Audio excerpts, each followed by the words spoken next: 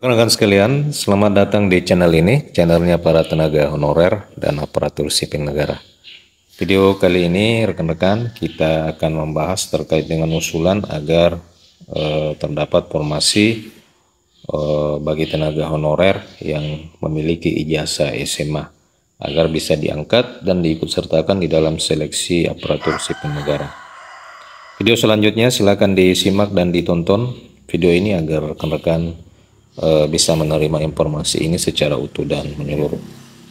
Rekan-rekan sekalian, upaya penyelamatan honorer kategori 2 melalui penerimaan P3K di berbagai daerah di Indonesia masih menyisakan berbagai permasalahan, terkhusus bagi tenaga honorer kategori 2 dengan kompetensi pendidikan SMA atau sederajat. Pasalnya, berdasarkan surat keputusan atau SK Kementerian Pendayagunaan Aparatur Negara dan Reformasi Birokrasi tentang formasi penerimaan calon aparatur sipil negara P3K 2023 belum menyediakan ruang atau kesempatan bagi honorer K2 tamatan SMA ataupun sederajat.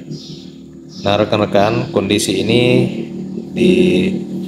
nyatanya menimbulkan berbagai kekecewaan bagi kalangan honorer, khususnya honorer kedua yang memiliki ijazah SMA atau sederajat di berbagai daerah. Salah satunya adalah di Kabupaten Mukomuko, Provinsi Bengkulu, yang masih menyisakan honorer kedua yang memiliki ijazah SMA. Menyikapi persoalan itu, Bupati Mukomuko menyampaikan bahwa upaya penyelamatan honorer kedua berkesempatan jadi P3K itu telah dilakukan secara maksimal, termasuk untuk honorer kedua tamatan SMA ataupun sederajat.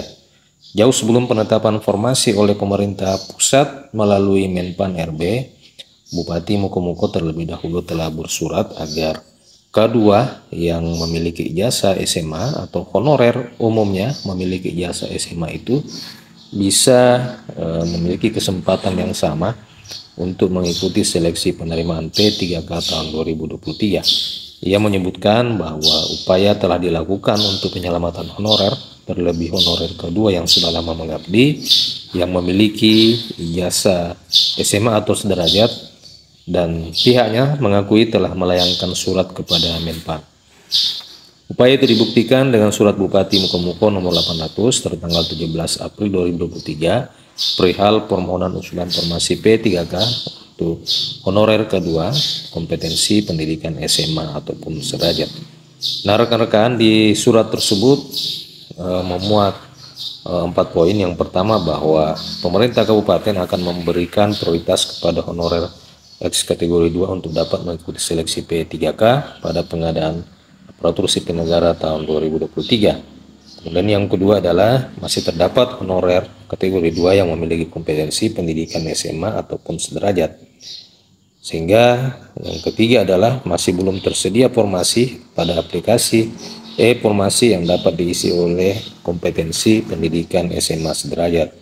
Kemudian yang keempat, atas dasar tersebut pihak pemerintah daerah memohon petunjuk agar seluruh tenaga honorer, khususnya honorer kategori 2 di lingkungan pemerintah Kabupaten Mukomuko dapat mengikuti P3K pada pengadaan aparatur sipil negara tahun 2023. Nah, rekan-rekan sekalian, ini menjadi permasalahan oleh karena memang mayoritas tenaga honorer itu memiliki ijazah SMA ataupun sederajat.